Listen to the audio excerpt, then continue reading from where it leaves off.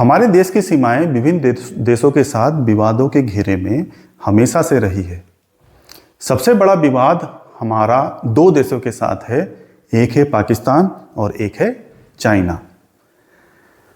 पाकिस्तान के साथ दो तरह से विवाद हुआ है, यानी कि दो क्षेत्रों में विवाद हुआ है। एक तो जम्मू कश्मीर वाले क्षेत्र में और एक हमारे गुजरात वाले क्षेत्र में, जो गुजरात की सीमा पाकिस्तान से मिलती है।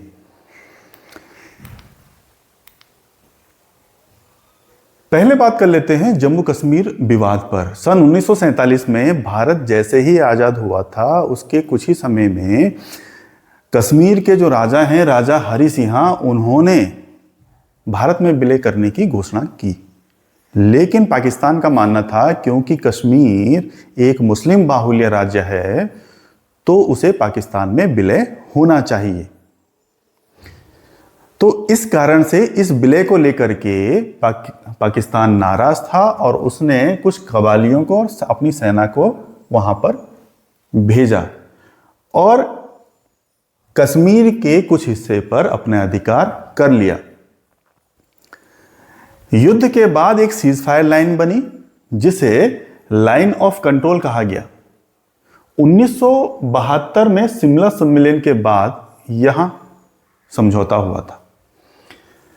पाकिस्तान के कब्जे में जो कश्मीर है उसे पाकिस्तान अधिकृत कश्मीर कहा जाता है, जबकि भारत का दावा पूरे कश्मीर पर है।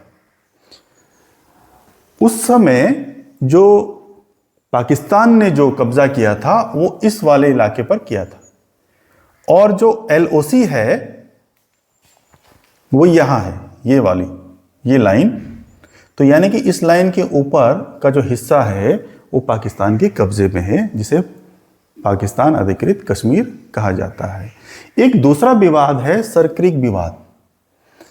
ये भारत के गुजरात और पाकिस्तान के सिंध प्रांत के बीच में एक लगभग 96 किलोमीटर लंबी खाड़ी है, जिस पर पाकिस्तान कहता है कि यहां उसका है पूरा का पूरा, जबकि भारत का मानना है कि जो सरक्रिक है उसके बीचों बीच से लाइन जाती है, यानी कि ठीक उसका आधा हिस्सा पाकिस्तान का है और आधा हिस्सा भारत का है। ये वो सरक्रिक वाली जगह है जो आप मैप में देख सकते हैं, इसकी बात हो रही है। और ये जगह इधर भारत का गुजरात है और इधर पाकिस्तान का सिंध है। भारत का कहना है कि ये लाइन बिल्कुल बीचों बीच से होकर जाती है। ठीक है, अब हम आगे बढ़ते हैं। इसके बाद भारत और चीन के बीच के जो मुख्य विवाद हैं उनमें एक है अक्साई चीन को लेकर और एक विवाद है अरुणाचल प्रदेश को लेकर। अक्साई चीन को लेकर के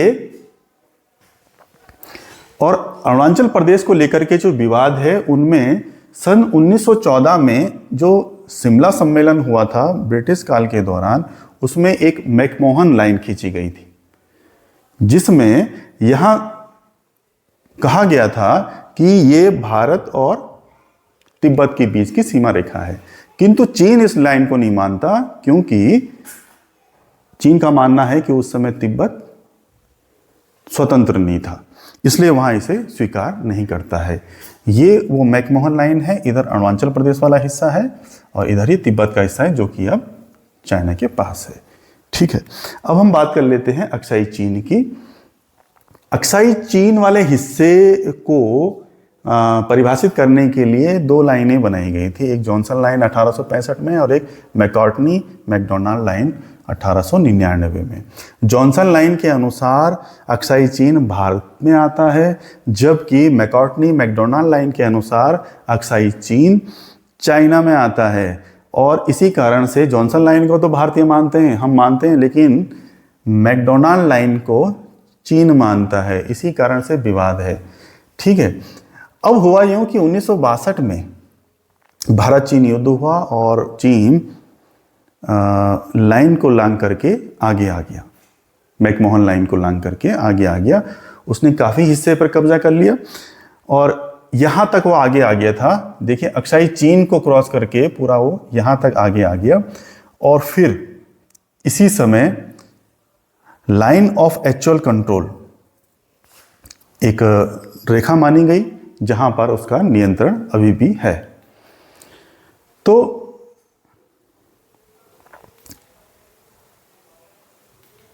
इसके बाद एक और विवाद हुआ, डोकलाम विवाद।